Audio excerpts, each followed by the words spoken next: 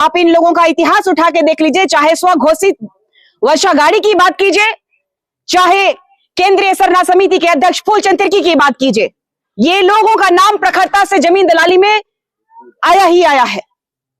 और मैंने कहा था कि समय आने दीजिए, समाज को गुमराह करने वाले जितने भी समाज के दलाल प्रवृत्ति के लोग हैं उनका पर्दाफाश करने का काम करूंगी। ये लोग जन्नेपुरी तन्नेमुड़ी के लोग आज जो है झारखंड को तबाह कर रहे हैं। हमारी संस्कृति, हमारी सभ्यता, हमारा जल जंगल जमीन को लुटेवाने के लिए सबसे अग्रिम पंक्ति में ऐसे लोग खड़े हैं। अगर आपको पहान बदली करना था तो हमारा रीति रिवाज और परंपरा के हिसाब से सरूल जो नव वर्ष, जो कि नया जीवन के रूप में हम लोग शुरुआत करते हैं, चाहे धन धान्य की बात कीजिए, इस प्रकृति की बात कीजिए, नया जीवन की बात कीजिए, हमारा उस समय बदली होता है जब सरूल का प्रक्रिया होता है। सरूल के समय मैंने न्यूज के माध्यम से देखा कि सूप को जो घुमाया जा रहा था उसे लूट लिया गया और अखड़ा में रख दिया गया। ये कोई विधि विधान नहीं होता है। जनता को बैठना पड़ता है, गांव के मौजा को, गांव के लोगों को बैठना पड़ता है। दुर्भाग्य है कि इस अगर जमीन का अगर हेरा फेरी हुआ है कहीं पे भी, तो यहाँ के जितने भी आदिवासी हैं वो सभी जिम्मेदार हैं। वो एक व्यक्ति जिम्मेदार नहीं है, क्योंकि आदिवासी जो व्यवस्था की जमीन कभी नहीं बेची जा सकती है। और जिसने भी खरीदा होगा उसको अगर बिल्डिंग भी बना दिया होगा तो उसको तुड़वाने का जिम्मेदारी अब निशा भगत का है। इसकी भी लड़ाई मैं लड़ूंगी कि आदिवासी भुयारी की बात कीजिए, या तो फिर पहनाई की बात कीजिए, या तो फिर मुंडारियों की बात कीजिए। मुंडारियों में सबसे बड़ी खूबसूरती बात है कि खानदानी चलते रहता है। आपको मैं दिखाना चाहती हूँ खतियान।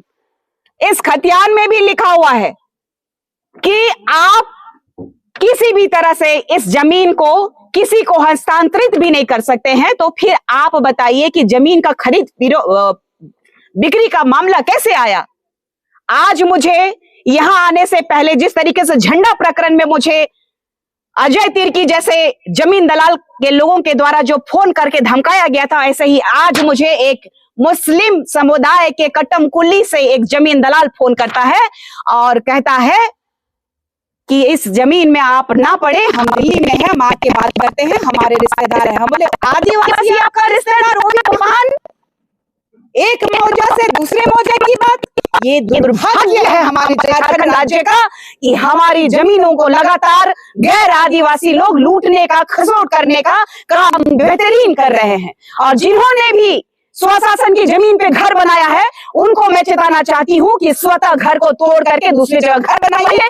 आदिवासियों का जमीन, अस्तित्व, परंपरा में खिलवाड़ निशा भगत बर्दाश्त नहीं करेगी। मैंने कहा है, चाहे यहाँ का माननीय सीएम हो, चाहे यहाँ के मंत्री हो, चाहे यहाँ के विधायक हो, चाहे कितना बड़ा गुंडा क्रिमिनल जमीन दलाल ही क्यों ना हो, टकराना पड़ेगा निशा भगत से। उसके बाद ही ये लोग कोई कदम उठा सकते हैं। इन लोगों को चाहिए, कोई हम लोगों का पैर धो दे रहा है, कोई हम लोगों को सम्मान दे रहा है तो चमकाना है फेस। इन लोगों को धरातल पे उठ करके काम नहीं करना है, इन लोगों को केस नहीं खाना है। जहां पे मलाई मिलता है वहीं पे ये लोग जो आए थे वो लोग वहीं जाने का काम करते हैं। क्यों?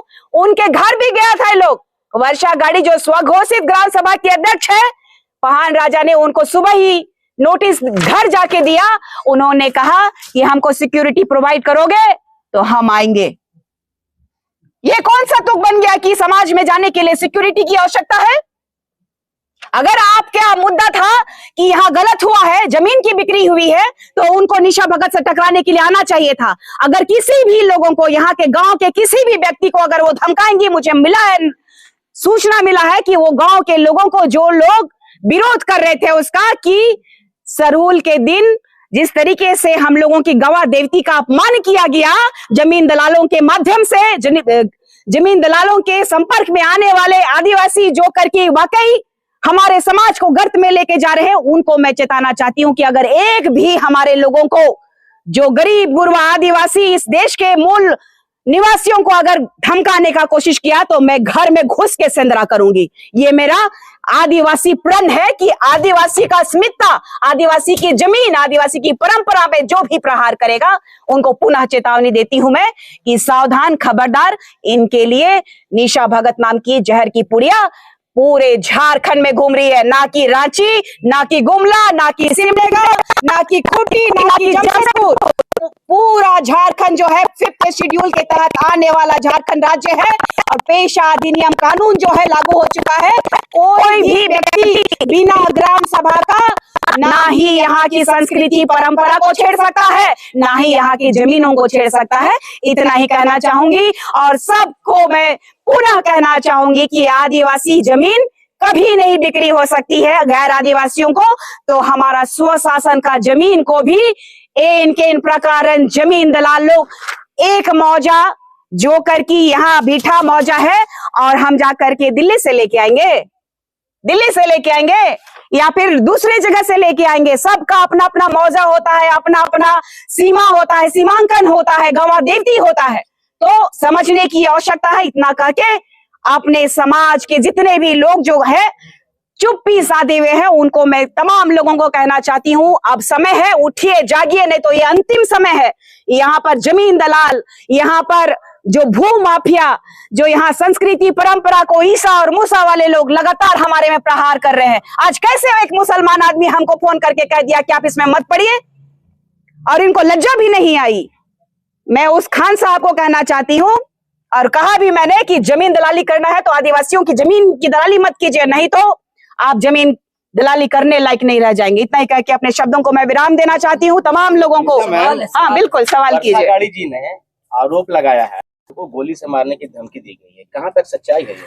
तो उनसे पूछने चाहिए थे कि अगर गोली मारने की धमकी दी गई है तो थाना में सनहा दर्ज करना चाहिए, केस एफआईआर दर्ज करना चाहिए, ग्रामीणों के साथ बैठना चाहिए। यहाँ तो वो लोग खुद ही ये सबको धमका रही हैं और कह रही हैं कि गोली मारने की धमकी दी गई है। कौन गोली मारने का धमकी देगा? दिया गया है तो वो थाना जाए, प्रशासनिक पदाधिकारी के पास जाए। उनको अगर वाहन बदली करना था तो उनको ग्राम सभा की बैठक करनी चाहिए थी। वो भी ग्राम सभा में 4 महिला नहीं होते हैं। लेकिन ये तो वार्ड 1 के तहत आता है, ग्राम सभा का इसमें क्या रोल है?